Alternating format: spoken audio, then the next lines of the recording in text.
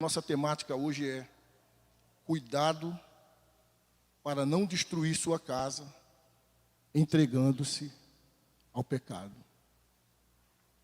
Cuidado para você não destruir aquilo de mais precioso que você tem nessa terra, entregando-se ao pecado. E isso pode acontecer com qualquer um de nós. Essa semana eu atendi uma pessoa e a gente começou a tratar de um assunto sobre pecado, sobre o mal, sobre violência, sobre isso. E eu disse que todos nós temos potencial para o mal. E ela inocentemente, claro, disse: "O senhor também?" Eu disse: "Eu também." Cuidado para não destruir sua casa, entregando-se ao pecado. Segundo livro de Samuel, capítulo 11, do versículo 1 ao versículo número 5. Quem encontrou, diga amém. Vamos fazer essa leitura, todos juntos. São apenas 5 versículos. Todos juntos. Davi comete adultério com Batseba. Aí você vai manter a sua Bíblia aberta. Nós vamos, se Deus quiser, até o capítulo 19. Durante a pregação. Vamos ler esse texto aqui, 11, do 1 ao 5, mas durante a pregação, nós vamos 12, 13, 14, 15, 16, 17, 18, 19. Mas eu termino ainda hoje, viu? Não se aperreie. Vamos juntos. Decorrido um ano, no tempo em que os reis costumam sair para a guerra, enviou Davi a Joabe e seus servos com ele, e a todo Israel, que destruíram os filhos de Amon, e sitiaram Rabá. Porém Davi ficou em Jerusalém. Uma tarde, levantou-se Davi do seu leito, e andava passeando no terraço da casa real. Aí viu uma mulher que estava tomando banho. Era ela muito formosa. Davi mandou perguntar quem era. Disseram-lhe: é Batseba, filha de Eliã e mulher de Urias, o heteu. Então enviou Davi mensageiros que a trouxessem. Ela veio, e ele se deitou com ela. Tendo-se ela purificado da sua imundícia, voltou para a sua casa. A mulher concebeu e mandou dizer a Davi: estou grávida. Pai, nós clamamos a tua graça, pedimos a tua bênção, para que continuemos a sermos edificados, como temos sido desde o início deste culto, com tudo que já aconteceu aqui, os cânticos, as orações, a devolução e a entrega de dízimos e ofertas, este ambiente de fé, de amor, de esperança, e sobretudo a tua presença aqui, tudo isso traz edificação para a nossa vida em Cristo Jesus. Agora, Senhor, com a tua palavra aberta, queremos também ter o nosso coração aberto, e na dependência do Espírito Santo, pedir que o Senhor nos fale, e aplique a tua palavra de acordo com o seu propósito para cada vida aqui presente, para cada família aqui presente, para cada família aqui representada. Que os nossos corações, ou o nosso coração, esteja receptivo à tua palavra, de maneira que, quando ela chegar, ela não se perca, ela não caia à beira do caminho, ela não caia entre os espinhos, nem entre as pedras, mas ela caia em uma terra fértil, para que ela produza a 30, 60, 100 por 1. Peço que o Senhor me conceda poder e graça no Espírito Santo para pregar a sua palavra debaixo da sua direção. Em o nome de Jesus Cristo. Amém. Eu também quero combinar com vocês, para que você não se lembre de Davi apenas como este homem que cometeu esta falta, este tropeço grave, e que trouxe graves consequências para a sua vida e para a sua família, mas nem Deus fica apontando essas coisas de Davi. Essas coisas estão aqui registradas, porque a Bíblia é um livro maravilhoso, e sobretudo Deus é maravilhoso, e Ele não esconde nem mesmo as falhas dos seus mais fiéis servos. Abraão, Moisés, Davi. Então todas as falhas desses homens, pecados desses homens, estão expostos aqui na Escritura. Não há nenhum tipo de plano para escondê-los, mas estão aqui para servir de exemplo para nós. Mas a despeito disso aqui, Davi foi sim um homem segundo o coração de Deus. É isso que a gente precisa lembrar.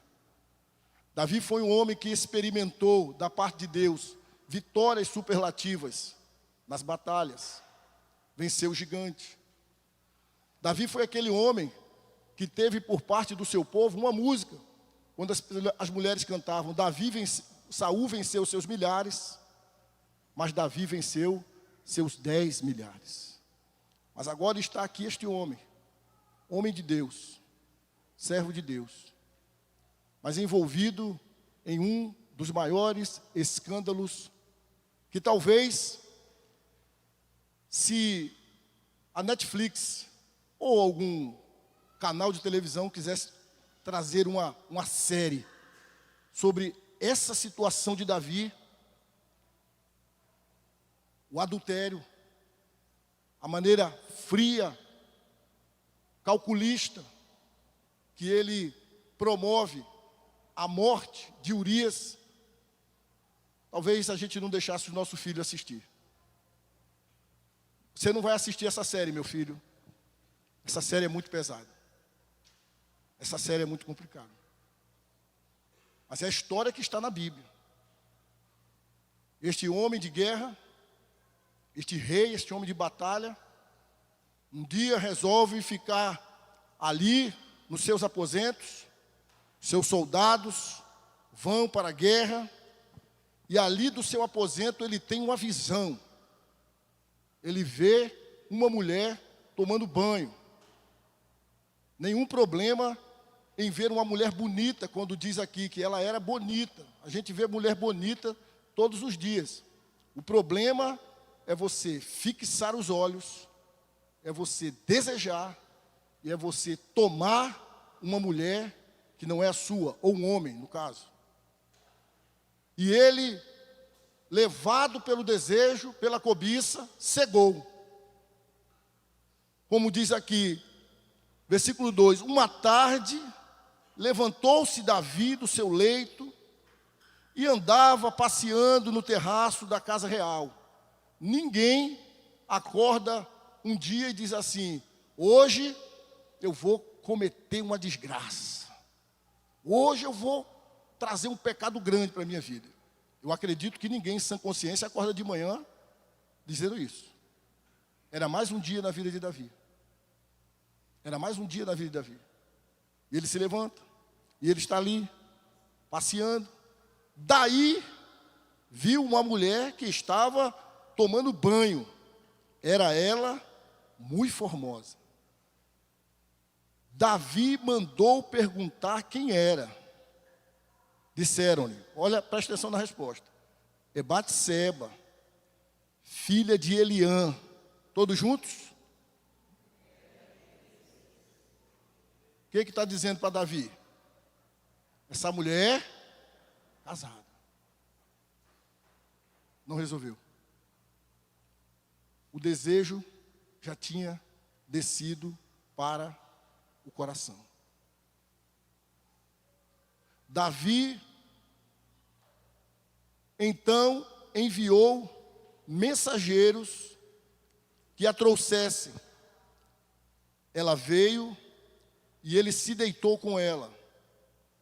Tendo-se ela purificado da sua imundícia, voltou para sua casa. A mulher concebeu e mandou dizer a Davi, estou grávida. Esse é o pecado de Davi. É a infidelidade de Davi. Mas como se não bastasse esse desatino, como nós falamos hoje de manhã, a questão não é simplesmente eu pequei e agora estou perdido, não. A Bíblia diz que quando nós pecamos, nós devemos confessar os nossos pecados e há perdão para nós. Mas o que acontece é que Davi agora tenta esconder o seu pecado. Ele agora tenta esconder o seu pecado. E como é que Davi faz isso, queridos ouvintes? Como é que Davi faz isso? Sabendo que ela era mulher de Urias. Urias, um soldado, está na guerra, lutando, batalhando. Davi simplesmente, conforme está aí na sua Bíblia, por favor, leve os seus olhos para o versículo 14 do capítulo 11. Pela manhã, Davi escreveu uma carta a Joabe e lhe mandou por mão de quem, irmãos? De Urias. Escreveu na carta dizendo: ponde Urias na frente da maior força da peleja e deixai-o sozinho, para que seja ferido e o quê? Morra. Porque se ele morrer, tudo vai estar resolvido. Não tem DNA, não tem ultrassom, não tem como saber. E já que eu tentei de todas as formas poupar a vida dele, e eu mandei com que ele viesse para casa, se deitasse com aquela mulher, mas esse soldado é tão fiel e é tão honesto, que ele recusou ir para casa e ficou deitado na porta do rei. No outro dia, eu tentei de novo poupar a vida desse homem, e dei bebida para ele se embriagar, e ele ir para casa e se deitar com a sua mulher. Daí ficaria tudo explicado, o filho é dele, mas esse homem é tão leal, que ele não consente ir para casa, deitar com a sua mulher, enquanto os outros soldados estão na guerra. Eu fiz de tudo. Agora, isso é Davi, aquele que Deus tirou de detrás das malhadas, de cuidar de ovelhas, e deu a ele o reino, o trono, vitórias, conquistas, aclamação. E ele, de maneira fria e calculista, trama agora a morte de Urias. E talvez esse capítulo fosse o último da série da Netflix, quando ele manda a carta da morte de Urias, através de quem? Do próprio Urias. Urias é tão leal, é tão honesto, que ele não vai abrir a carta.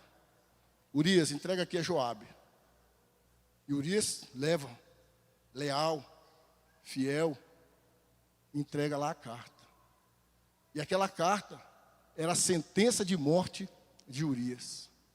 Joabe, põe, vamos supor que fosse lá no Rio de Janeiro a guerra, põe ele ali perto do Morro do Alemão.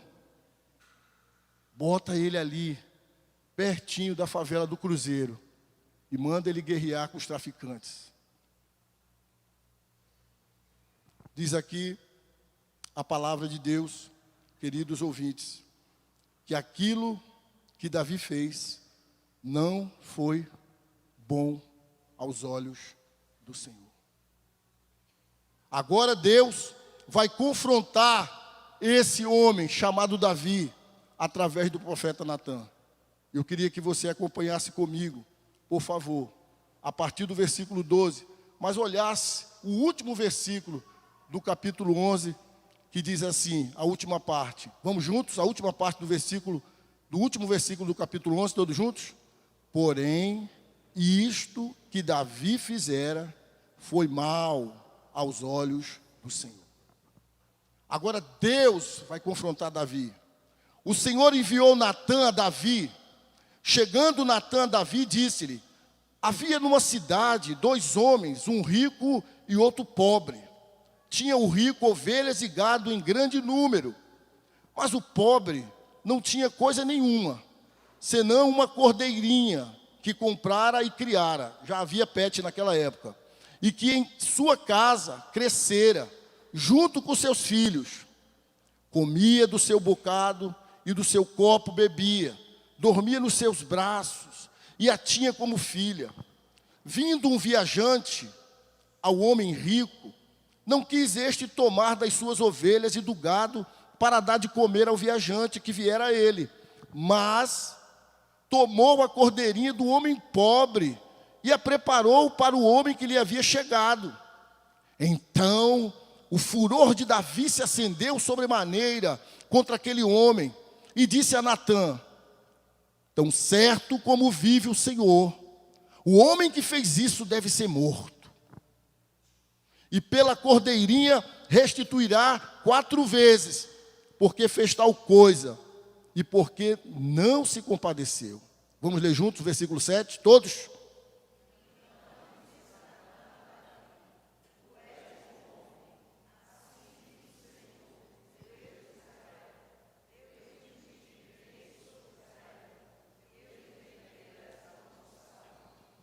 Tu és o homem. Tu és o homem, Davi. Aquele profeta trouxe aquela história para Davi, porque não podia confrontar o rei, chegar ali e dizer, você fez isso, ele podia mandar matar o profeta. Ele conta uma história e deixa Davi dar o próprio veredito. E ele diz, Davi, você é o homem. O que você fez desagradou a Deus. E Davi realmente reconhece, eu pequei contra o Senhor. E ele diz, mas você vai ser perdoado pelo Senhor. Você não vai morrer. Mas uma coisa, Davi, a espada não vai se afastar da sua casa. A espada não vai afastar da sua casa. Você pecou, o Senhor te perdoou, você não vai morrer, mas a espada não vai afastar da sua casa. E começam então, na casa daquele rei, na família daquele rei, uma série de situações desencadeadas por um pecado gravíssimo que aquele rei havia cometido contra Deus. Aquele homem que numa atitude tresloucada, fechou os ouvidos para a voz de Deus, e nós falamos hoje aqui, coitada de uma vida que despreza a voz de Deus. Aquele homem desprezou a voz de Deus para ouvir a voz do seu coração, a voz do seu desejo, a voz do seu pecado. Não confessou, escondeu isso durante muito tempo. E o Salmo 51 revela isso, o Salmo 32 revela isso, ao ponto dele de sentir dores, porque escondeu o seu pecado, porque negou o seu pecado, porque tentou esconder, tentou tramar, de maneira que ninguém viesse a descobrir o seu pecado, e nisso matou Urias. Só que eu e você podemos esconder tudo e qualquer coisa, de qualquer pessoa, mas nós não podemos esconder nada de Deus. Nada de Deus. E agora, o lar daquele homem será marcado com consequências terríveis. E o alerta de Deus para a minha vida e para a sua vida aqui nessa noite é para que nós possamos abrir os nossos olhos, para que não venhamos com as nossas próprias mãos trazer a desgraça para dentro da nossa casa. O fato aqui é um adultério, mas não só adultério é pecado. Existe uma outra série de fatores pecaminosos que nós podemos trazer para dentro do nosso lar e destruir o nosso lar. O homem casado, a esposa casada, o filho, a filha. Podemos trazer com os nossos pecados, com as nossas práticas pecaminosas, consequências terríveis para a nossa casa. E que os nossos olhos sejam abertos, em nome do Senhor Jesus. E se alguém nessa noite aqui está entre nós, no meio dessas dezenas e dezenas de pessoas, talvez já flertando com o pecado, ou talvez já envolvido nessa situação, que essa noite seja uma noite para Deus trazer libertação em nome do Senhor Jesus. E Deus socorrer vidas e socorrer famílias da desgraça e da destruição.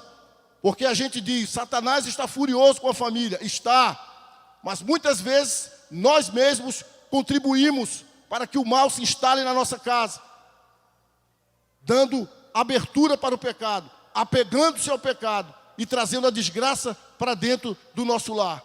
Não só com o adultério, mas da maneira que se trata o filho, o pai, a esposa, o marido. a maneira que se constrói a convivência, o relacionamento, o casamento, a maneira que assume a postura de esposa dentro de casa. E eu estou falando aqui dentro de uma cosmovisão bíblica, porque o nosso compromisso é de assumir aquilo que a Escritura nos prescreve, e a esposa bíblica tem os seus deveres, tem o seu papel como esposa, como mãe, independente do que diz as convenções humanas, independente do que diz a novela, o filme, a sociedade. O nosso compromisso é com a Escritura, e nós precisamos agir biblicamente, a gente precisa pensar biblicamente, e uma esposa cristã tem que agir biblicamente, tem que cumprir os seus papéis. O filho cristão, o filho bíblico, ele tem que honrar os seus pais, ele tem que obedecer aos seus pais, ele tem que respeitar, ele tem que cumprir o seu papel. Eu não estou falando unicamente aqui de adultério, eu estou falando de toda a abrangência do pecado, que ele pode destruir toda uma casa, toda uma família. É cobiça, é preguiça, é a incapacidade de você cumprir o seu papel de mulher, de homem, de filho, dentro da sua casa.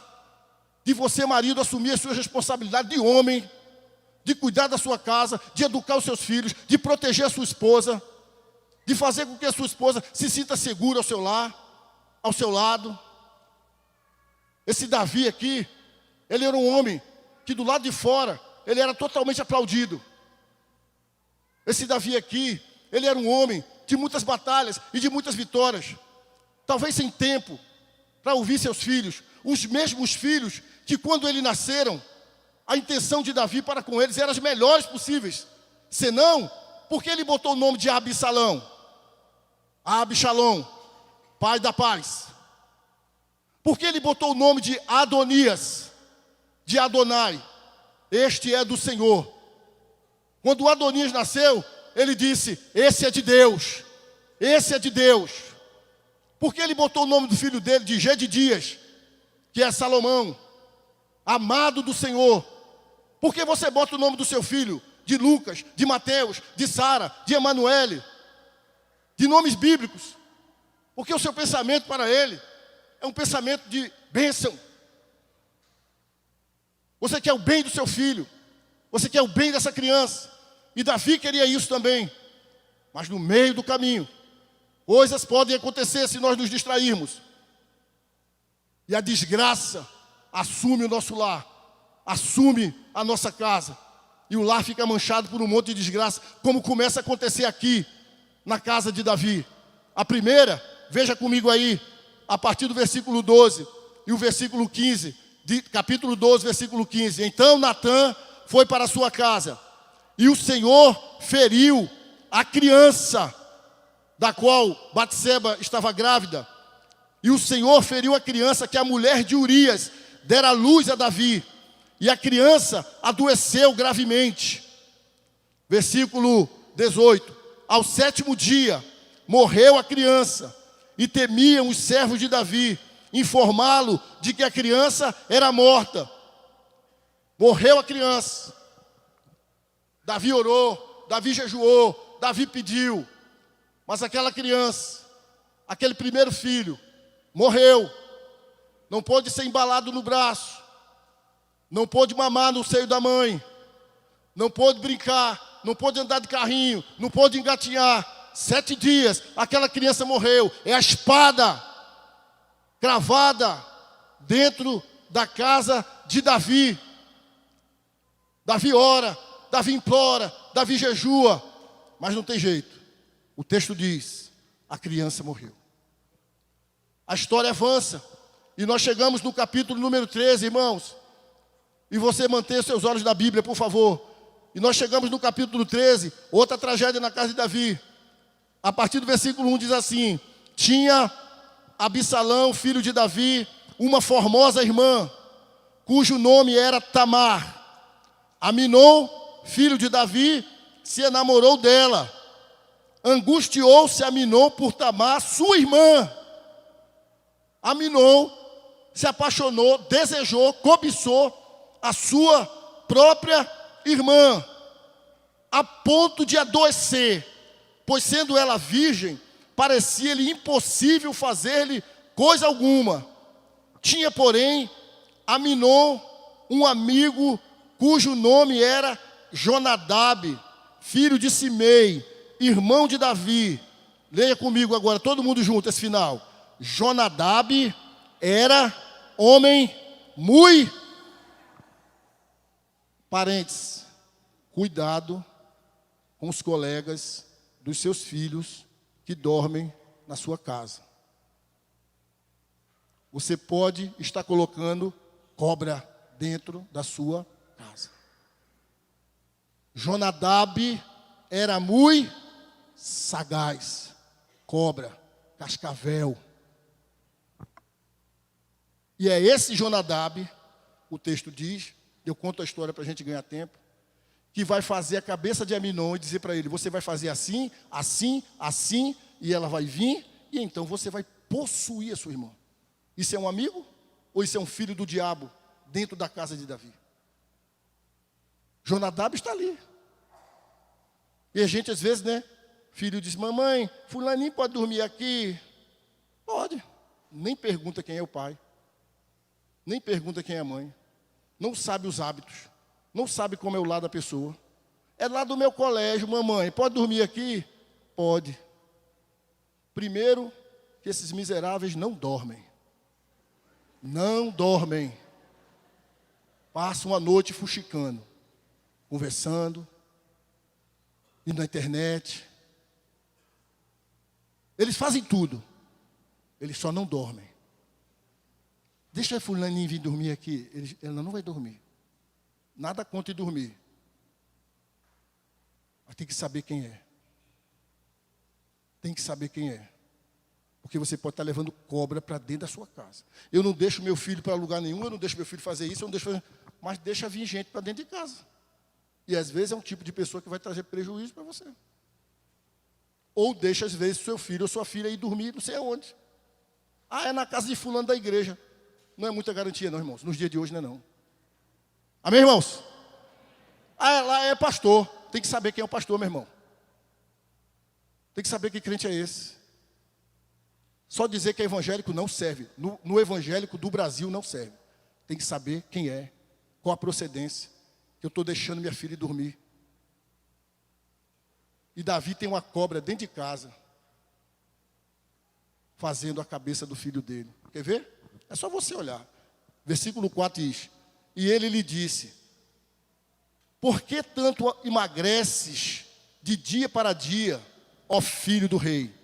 Não me dirás? Então lhe disse Aminon, amo Tamar, irmão de Absalão, meu irmão. Disse-lhe Jonadab, deita-te na tua cama e finge-te doente. Quando teu pai vier visitar-te, dize-lhe, ó a trama do inferno, peço-te que minha irmã Tamar venha e me dê de comer pão, pois vendo-a eu preparar-me a comida, comerei de sua mão. Deitou-se, pois Aminon, e fingiu-se doente.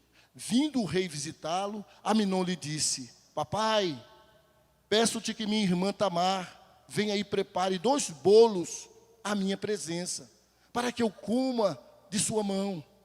Então Davi mandou dizer a Tamar em sua casa, vai, queridinha, à casa de Aminon, teu irmão, e faz-lhe comida.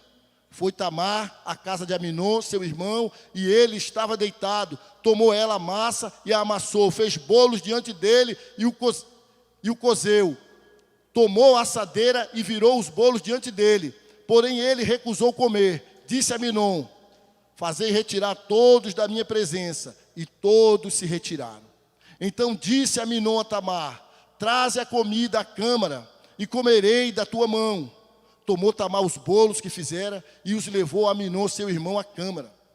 Quando lhos oferecia para que comesse, pegou-a e disse-lhe, vem, deita-te comigo, minha irmã. Alguém vai dizer misericórdia, não? Misericórdia, né, irmão? Porém, ela lhe disse, não, meu irmão, não me forces, não me obrigues, não me violentes, porque não se faz assim em Israel. Não faças tal loucura, porque aonde iria eu com a minha vergonha? E tu serias como um dos loucos de Israel. Agora, pois, peço-te que fales ao rei, porque não me negará a ti. Porém, ele não quis dar ouvidos ao que ela lhe dizia. Antes, sendo mais forte do que ela, forçou-a e se deitou com ela. Estupro dentro da casa de Davi. Estupro. Irmão estuprando irmã. A espada. Irmão estuprando irmã. Lembre-se, porém isto que Davi fizera não agradou ao Senhor. Um filho morreu. Agora um irmão é estuprador e uma irmã é estuprada. Agora ele tem um filho estuprador e uma filha estuprada. A história continua, queridos irmãos, e fala sobre o ódio agora de Absalão por Aminon. É o ódio que nasce no coração de um outro irmão, Absalão, o pai da paz. O pai da paz agora está com ódio. O pai da paz, quando nasceu, Davi pegou aquele menininho, Absalom, significa pai da paz. Agora o pai da paz está com ódio do seu irmão. Por favor, eu quero que você leve sua Bíblia, capítulo 13, versículo 22. Capítulo 13, versículo 22. Diz assim: porém, Absalão não falou com Aminon, nem mal, nem bem. Todos juntos? Porque odiava a Aminon por ter esse forçado a Tamar, sua irmã. Agora tem um filho morto, um filho estuprador, uma filha estuprada e um filho com ódio do outro filho. Mas a história não para por aí.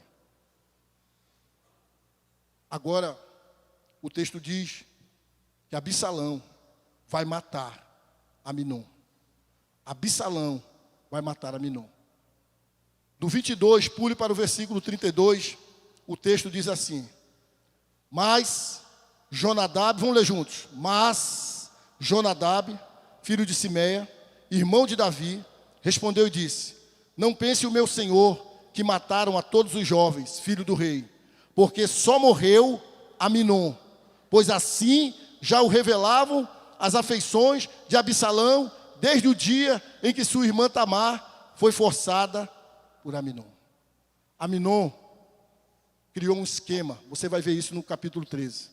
Ele fez uma festa, ele convidou seus irmãos todos, convidou Davi, e queria que todos os irmãos estivessem lá, e claro, dentre eles Aminon, para que lá, depois que todo mundo estivesse tomado pela bebida, eles pudessem executar a morte de Aminon. Só que Davi disse: não vamos, porque vai ser muito custoso, vai ser muita despesa para você, para que ir todo mundo, não sei o quê. Ele disse: papai, deixa pelo menos ir Aminon, papai. Pelo menos deixa ir ele e alguns irmãos, papai, deixa.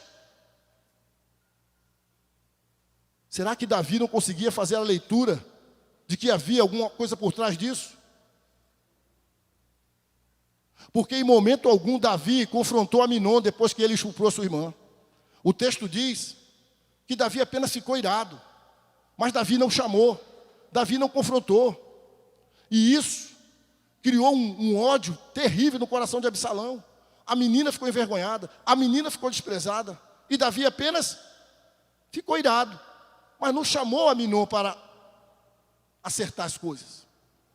Então, durante 2 anos, Absalão vai nutrindo dentro do seu coração: eu vou pegá-lo, eu vou matá-lo, eu vou vingar minha irmã. E depois ele chega para Davi e convida os outros irmãos para que Aminon fosse também e ele pudesse executar o seu plano. E Davi, e esse texto que a gente leu diz assim: o rei não notou que as afeições de Absalão já mostravam isso? Já mostrava esse desejo que ele tinha? Mas eu e você sabemos que Davi era um homem ocupado. E eu estou num ambiente cheio de homens ocupados. E, lamentavelmente, cheio de mulheres também. Porque as mulheres agora, elas estão no mesmo patamar dos homens. Trabalhando, trabalhando e trabalhando. Às vezes por necessidade, e às vezes por uma questão de autoafirmação. E às vezes porque se ela não for, ninguém vai. Ela tem que ir. O fato é que se trabalha tanto que às vezes não tem condições de perceber que esse menino está se envolvendo com drogas. Se trabalha tanto que esse menino está se envolvendo com alguma coisa errada. Porque eu corro tanto, eu acordo cedo, eu chego tarde. Parece que não acredita na Bíblia. Porque a Bíblia diz que é em vão acordar cedo e dormir tarde, penosamente comer o pão que granjeaste, porque aos seus amados Ele dá enquanto dorme. Deus não está falando aqui de preguiça, Deus está falando, trabalhe sim, mas trabalhe de maneira equilibrada, moderada. Porque enquanto você dorme, eu cuido de você. Mas a maioria de nós não acreditamos nisso, porque a gente trabalha igual um condenado. Ainda se gaba porque trabalha muito, ainda se gaba porque tal hora, ainda se gaba porque não folga, ainda se gaba porque não tira férias. Quebrando os princípios bíblicos, que a Bíblia diz que tem que descansar um dia. E aí corre de todo lado, corre de todo jeito. Se vira aqui, se vira acolá, porque quer ter, porque quer comprar, porque quer fazer isso, quer fazer aquilo outro. E as coisas estão acontecendo dentro de casa. Dentro de casa. E ele não enxerga, ou ela não enxerga. Como enxerga? Trabalha de 7 às 10. Se trabalha de 7 às 10, tem que sair de casa às 6h30, numa cidade pequena como a nossa, em Recife. Em São Paulo, sai 5 horas. Quando eu fazia seminário, às vezes para ficar um pouquinho mais em casa, eu deixava para ir na madrugada de domingo para segunda. Pegava o ônibus ali 1h da manhã, chegava em Recife 4h40 e pegava o metrô de 5 horas. 5h da manhã, o metrô lotado. Eu dizia, meu Deus, o que é isso? Essas pessoas não dormem. Não vê o filho dormindo. E quando chega em casa, às vezes sai do trabalho 6, vai para a faculdade. Chega em casa que horas? 10h30, 11 horas, 11h30. Não vê o filho já está dormindo. E era a situação de Davi. Davi, você não percebe não, Davi? Você não percebeu não que as afeições de Absalão já mostravam que ele queria fazer isso? Olha, irmão, se você puder, corra menos. Se você puder, dedique mais tempo para a sua família. Se você puder, tire uma hora para brincar, tire uma para passear. Não precisa ter dinheiro não. No parque, Euclides Dourado, dê uma volta de graça. Tem até academia de graça. Sente numa praça, passe uma hora com seu filho, passe uma hora com a sua esposa, passe uma hora com seu esposo. Não entre nessa faina desse mundo louco, de que ninguém nunca está satisfeito com nada. Eu quero fazer uma especialização, eu quero fazer um mestrado, eu quero fazer um doutorado, eu quero ganhar 10 mil, eu quero ganhar 20 mil, eu quero ganhar 40 mil, eu quero ser promovido a isso. E nunca para. E a conta sempre estoura, sabe em quem? Em casa, na família, no filho. É estresse, é grosseria. É explosão dentro de casa, porque não explode na rua. Não explode na rua. Na rua, Davi venceu seus 10 milhares, Saul seus milhares. Na rua não explode, na rua é... Aí é topado. Ó. Essa mulher, pensa numa mulher capacitada. Esse homem, pensa num homem disposto para tudo. Eu quero ser elogiado em casa, meu irmão. Eu quero que minha filha olhe para mim e diga, meu pai é um homem de Deus. Eu quero que minha esposa ouça a minha pregação e diga amém. Você já pensou eu estar pregando aqui e minha esposa está torcendo o nariz? Você já pensou eu estar pregando aqui e minha filha está dizendo ali, é um hipócrita, é um falso? Adianta isso? E terminar o culto e você dizer a mim, pastor, foi uma benção. Pastor, a palavra foi uma benção. Pastor, nhanhanhanhanhan. E minha esposa torcendo o nariz e dizendo, Deus me livre. Ou verniz, ou óleo de peroba. Então, a gente tem que ser benção em casa, irmão. Ainda que não dê para você ser fora de casa, mas se você for em casa, é melhor do que tudo. Porque não adianta vocês tudinho me aplaudir e minha esposa e minha filha me reprovar. Parece que era isso que acontecia com Davi. Ele era muito aplaudido fora, mas dentro de casa, o filho estuprou a filha, o outro filho matou o filho, o ódio está comendo solto dentro. Mas não esqueça que tudo isso começou quando Davi abriu a porta para o pecado. E o nosso tema é, Cuidado, para entregando o seu pecado, você não trazer a desgraça para dentro da sua casa. A história segue. Esse ódio, eu vou adiantar para terminar, porque em janeiro a nossa ideia é sempre acabar um pouco mais cedo. A história segue, e você vai ver no capítulo 14, Absalão foge, depois lê em casa, porque mata o seu irmão, foge. Fica 2 anos lá em Jesur, longe, distante de todo mundo. 2 anos sem falar com o pai. Depois, por intervenção de Joabe, ele volta. Davi olha para ele, dá um beijo frio no rosto dele, diz: olha, desaparece da minha frente, fique em qualquer canto aí, mas não venha falar comigo não. 3 anos, mais, sem falar com ele. 5 anos, pai e filho sem se falar. É outra coisa que a gente vê sempre.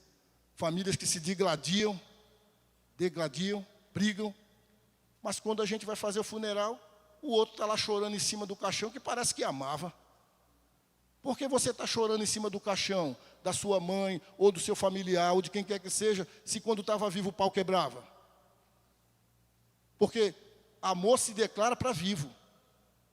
Rosa e flor se dá para quem está vivo.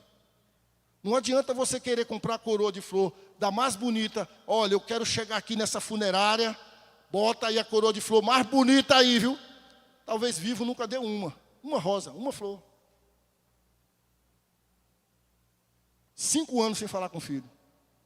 Esse filho toma uma posição tão desesperadora para falar com seu pai, que ele toca fogo na propriedade do vizinho, para que o vizinho viesse e pudesse intervir para levá-lo até a presença do pai. Ele diz: eu prefiro morrer do que ficar nesse desprezo em relação ao meu pai.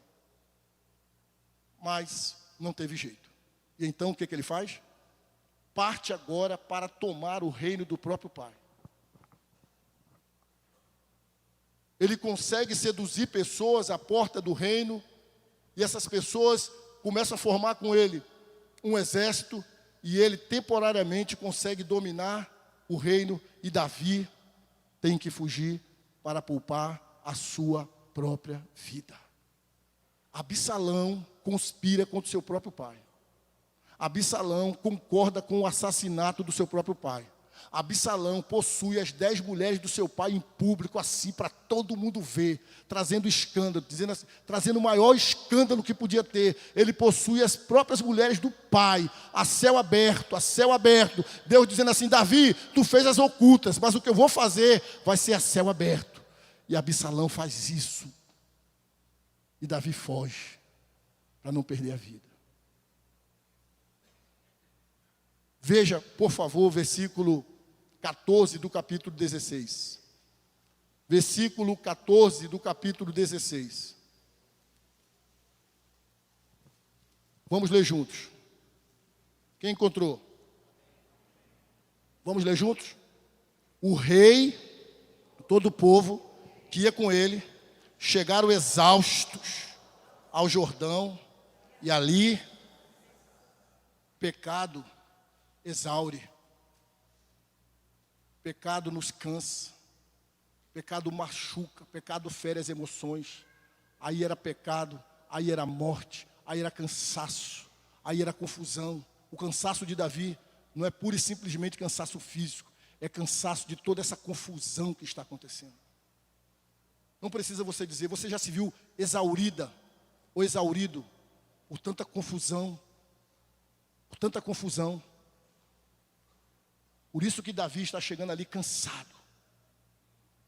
Porque o pecado, ele nos mata, ele nos fere, ele nos cansa, ele nos mina, ele nos arruína.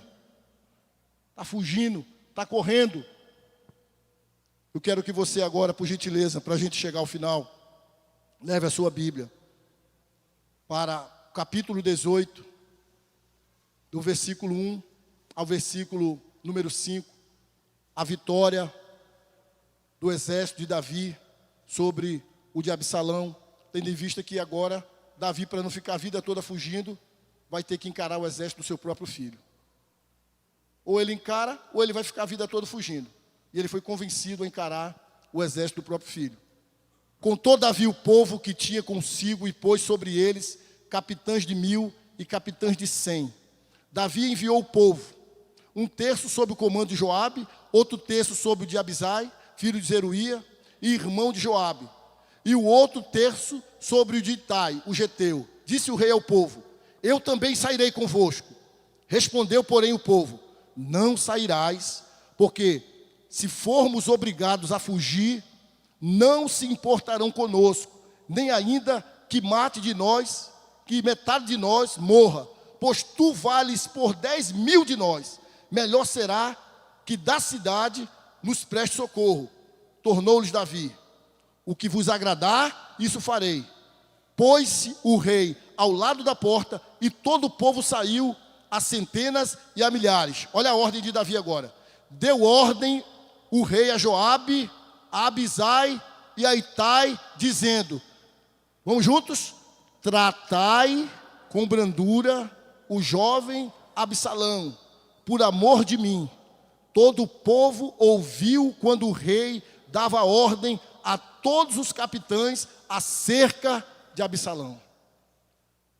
Agora Davi, passados anos, diante de um conflito, da guerra, e na guerra qualquer um pode morrer. Agora, diante da possibilidade de nunca mais ver o seu filho, ele diz aos seus guerreiros: tratem com brandura ao meu filho Absalão. Diante dessa possibilidade de nunca mais vê-lo. Vamos agora, versículo 15 do capítulo 18, diz assim, e eu explico para você. Cercaram-no, todos juntos, cercaram-nos 10 jovens que levavam as armas de Joabe e feriram a Absalão e o quê? E o mataram. Agora, o filho de Davi, aquele que ele pôs o nome de Absalom, o pai da paz, em uma guerra entre o seu exército e o exército do seu pai, o seu filho está morto. O filho de Davi, o Absalão, ele está morto. Embora Davi tenha pedido, cuidado, trate Absalão com brandura. Os soldados, tem brandura não. No meio da guerra, ele se mete no meio de umas árvores, de um bosque. Ele era um homem de cabelos compridos, e o cabelo de Absalão ficou preso lá nas galhadas, ele ficou pendurado. Os homens o viram, foram lá avisar: olha, Absalão está ali. Por que você... Não, o rei pediu. Chegou lá, cravaram em Absalão, e Absalão morreu. Um filho estuprado, uma filha estuprada, um filho estuprador, um primeiro filho morto, agora um outro filho assassinado. E eu quero que você veja comigo a dramática maneira de como Davi recebe essa notícia. 18, 31 em diante, para a gente terminar, diz assim o texto sagrado. 18, 31 em diante. Chegou o etíope e disse: boas novas ao rei, meu senhor.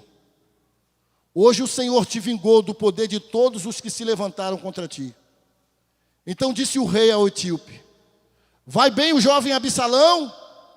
Respondeu o etíope: sejam como os inimigos do rei, meu senhor, e todos os que se levantam contra ti para o mal. Então o rei, profundamente comovido, subiu à sala que estava por cima da porta e chorou. E andando dizia: meu filho Absalão, meu filho Absalão, quem me dera que eu morrera por ti. Absalão, meu filho.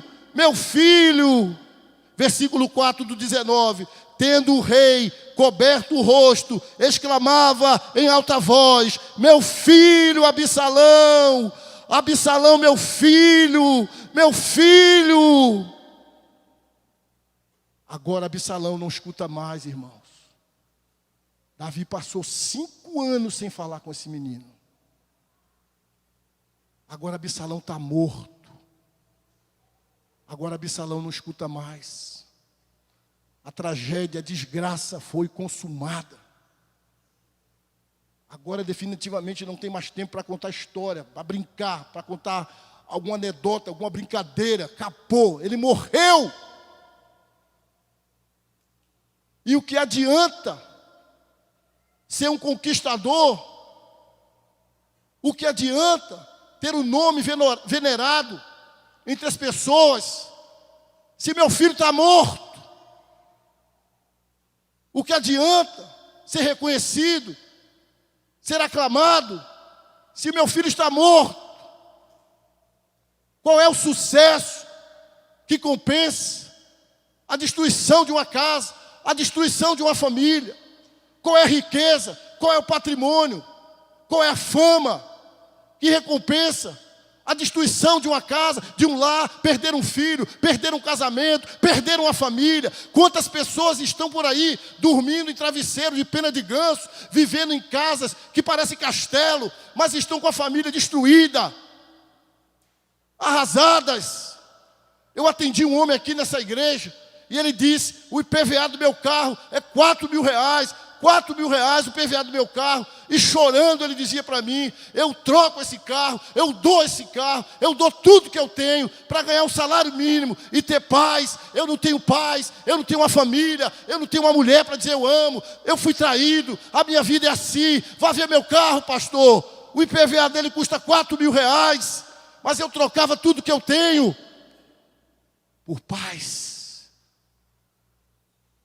Cuidado para você se apegando ao pecado, cedendo ao pecado, trazer a desgraça para dentro da sua casa. Não compensa, não vale a pena. Se volte hoje para o seu pai e peça perdão ao seu pai. Se volte hoje para sua mãe, peça perdão para sua mãe, hoje. Porque Davi era para ter feito isso. Filho, sabe por que está vindo tudo isso na nossa casa, filho? Porque papai errou, porque papai pecou, porque papai fez isso. Vamos buscar a Deus, filho. Mas ele silenciou, ele calou e ele pagou caro. Hoje você pode pedir perdão ao seu pai. Eu não sei se alguém tem aqui problema com pai, com mãe, com cônjuge. Ferindo seu cônjuge, ferindo seu marido, falando palavras duras para o marido, ofendendo o marido, machucando o marido, matando a mulher, matando a esposa, adoecendo a mulher tudo adoecida, com grosseria, com maltrato, com insensibilidade, com falta de reconhecimento. Pedir perdão à sua esposa, pedir perdão ao seu marido, pedir perdão nessa casa, nessa família, para que haja cura, para que haja uma restauração em nome do Senhor Jesus Cristo. Apesar de toda essa desgraça que aconteceu, irmãos, eu e você sabemos que Deus restaurou a vida de Davi. Amém, irmãos? Porque Deus é o Deus da graça, é o Deus do perdão, é o Deus da restauração. Vem aqui, meu irmão. Sarinha, vem aqui. Esse vai ser uma ilustração que não sai do papel, mas que sai da realidade. Sobe aqui, por favor.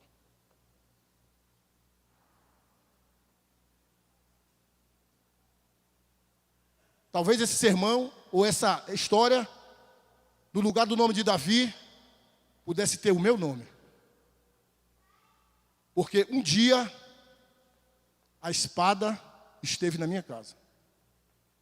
Porque um dia, a minha casa foi um pandemônio.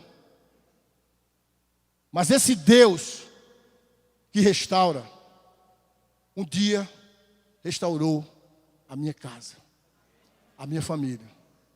Você não está diante de um homem que não peca, e nem de uma família perfeita. Você está diante de uma família que peca, que erra, que falha, que luta contra tudo isso, que busca uma vida santa todo dia, que busca agradar a Deus, mas nós somos falhos, imperfeitos. mas nós não somos mais quem nós éramos. A nossa casa tinha uma espada, porque eu levei a espada para dentro da minha casa. Mas Deus perdoou, restaurou e fez tudo novo. Não queira experimentar a espada de Deus. Não queira. Se você está flertando com o pecado, fuja hoje, jovem, homem casado, mulher casado, adolescente. Você pode dizer, minha mãe não vê, meu pai não sabe, minha mulher não sabe, meu marido não sabe. Deus sabe. Ninguém sabia de Davi, mas Deus sabia. Aqui não é uma palavra para te humilhar, para te ofender, para te acusar. Aqui é uma palavra de Deus para dizer, Deus tem restauração para você. Saia hoje e tenha a sua vida e a sua família restaurada em nome de Jesus. De vez em quando eu gosto de dizer isso, porque as pessoas que veem a gente agora só conhecem esse lado. E acham até que a gente, sempre viveu assim, na paz do Senhor, na bênção, na graça. Não, nós já vivemos na desgraça, mas Deus trouxe restauração. E se você hoje aqui talvez esteja vivendo uma desgraça, Deus pode restaurar a sua casa de desgraça para a graça em nome de Jesus. Deus restaurou Davi. Deus restaurou a nossa casa. Deus restaurou muitas casas aqui, eu não vou falar porque eu não tenho autorização, mas eu sei de muitos irmãos aqui que Deus restaurou. E Ele continua restaurando hoje. Hoje Ele continua restaurando. Hoje Ele continua restaurando. Eu repito, eu disse 3 semanas, eu estava ali. E o pastor Edson pregando aqui disse, põe em ordem a tua casa, porque senão morrerás e não viverás. Essa palavra entrou como flecha no meu coração. E a partir daquele dia, as coisas começaram, pela graça de Deus, a mudar na nossa história. Eu repito hoje para você, põe em ordem a tua casa, irmão. Peça perdão. Peça perdão. E você vai ver a restauração de Deus no seu lar, na sua família, em nome de Jesus. Amém?